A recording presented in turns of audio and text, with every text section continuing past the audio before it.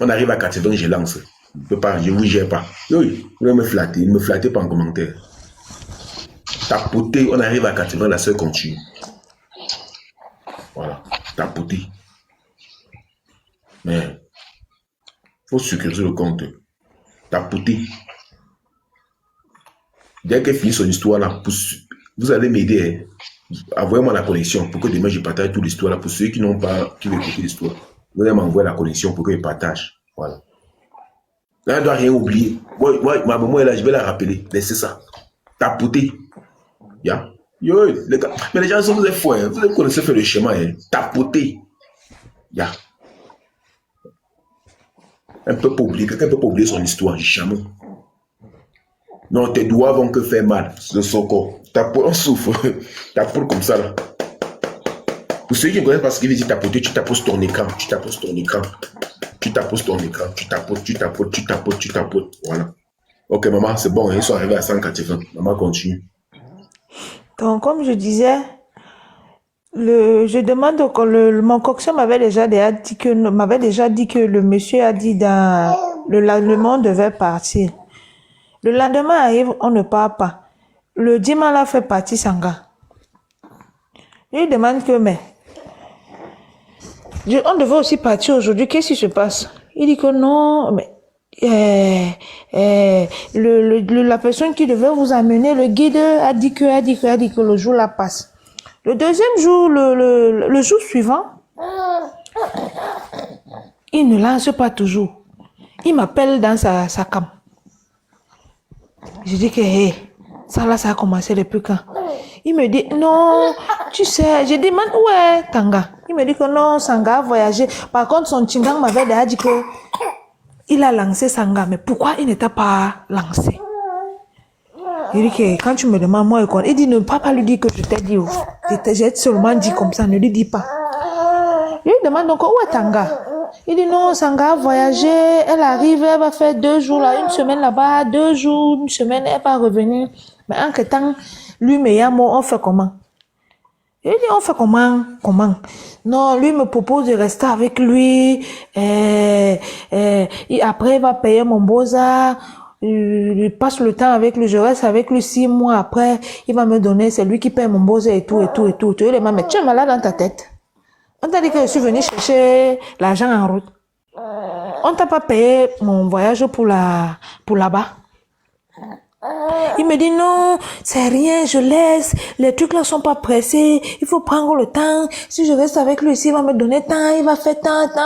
Tellement j'étais énervée, je l'ai coche.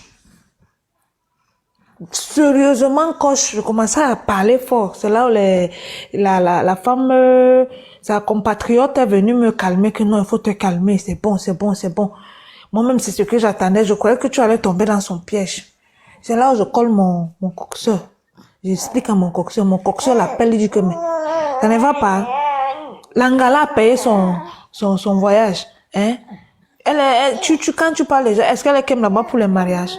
L'Angala est prête. Libère la fille là. Si demain arrive que la fille là encore là, c'est moi qui aura des problèmes. Hein. Il faut la libérer. Il m'a dit calme-toi, demain il va vous lancer. C'est comme ça que le lendemain, il nous a finalement lancé. Et entre-temps, on m'avait scellé les dos au cou. Il dit que non, les dos là, on avait envoyé à son compte, on avait envoyé à mon coxeur. Mon coxeur a envoyé chez lui pour qu'il fasse la monnaie, il me donne. Il a coupé les dos en 2. Il m'a que donné une partie. Jusque là, je n'ai pas fait de ça un problème. C'est comme ça, donc on nous met en route, on retrouve les autres. Et quand on nous met en route comme ça, et vous traversez le désert de la Libye à pied, on vous manque, c'est quelque chose de 30 minutes, 40 minutes, c'est une histoire de 2 heures. Et à pas de militaire. Tant pis pour toi si on te récupère là-bas.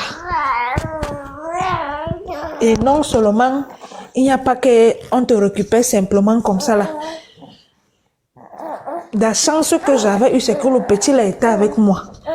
Quand on a fait peut-être environ 10 minutes de marche, les niais nous ont d'abord récupérés. Ils ont commencé à bobler. J'étais toujours la seule femme. Ils m'ont mis à côté. Ils ont pris les gars. Je vous dis qu'ils ont fouillé les gars là jusqu'au Chéoul là-bas. Les ceintures, on coupait les ceintures pour voir si les gars n'ont pas mis les dos dedans. Les caleçons, les pantalons jeans, on déchirait au niveau de la taille pour fouiller. Les chaussures, on déchire. On m'a mis à côté. Quand ils me mettent donc à côté, j'étais au nombre de 4. Ils me mettent donc à côté pendant qu'ils sont en train de fouiller. Un quitte, il vient vers moi. Il me dit, je pars où? Je ne réponds pas. C'est là où le petit qui était avec moi se lève. Il dit, c'est ma femme. Ne la touchez pas. On regarde le petit. Quand on regarde le petit est petit, on me regarde, on voit que non, je suis l'aîné du petit. Mais c'est un gars, comment? Le petit leur voit, est-ce que vous êtes malade? Le petit avait le sang chaud. Tu vois, déjà, le petit, quand il tire son filon là, tu ne peux rien lui dire. Il dit, c'est ma femme. J'ai dit que c'est ma femme. Donc, c'est vous qui choisissez déjà la femme pour moi. Il disait que, ok, comme tu dis que c'est ta femme, assieds-toi à côté. Ils ont tamisé là-bas tous les téléphones des autres gars.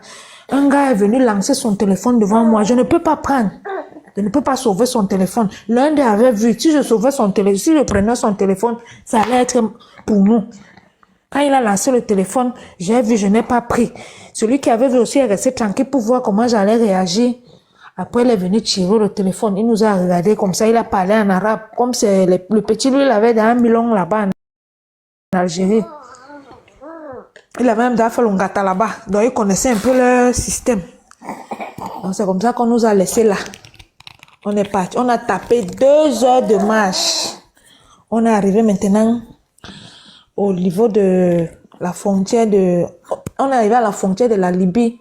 On est encore en Libye au niveau de la frontière. La voiture qui est venue nous prendre, on nous a pris. On nous a mis dans la malle arrière. On nous a, comme les colis, on nous attache, on vous plie en 2. J'ai dit bien en 2, tu ne peux pas bouger, tu ne peux pas respirer. Je ne sais même pas où je puisais cette force-là. Parce que de nature, je suis asthmatique. Mais la force du voyage, je ne sais pas là où j'ai puisé ma force. J'ai le mal d'estomac chronique, je suis asthmatique. C'est-à-dire, je ne savais même pas, moi-même, je ne savais pas que j'étais aussi déterminée, j'avais autant de force. C'est comme ça qu'on nous met dans la voiture pour entrer en Libye. On nous met dans la voiture, on nous plie comme le bagage.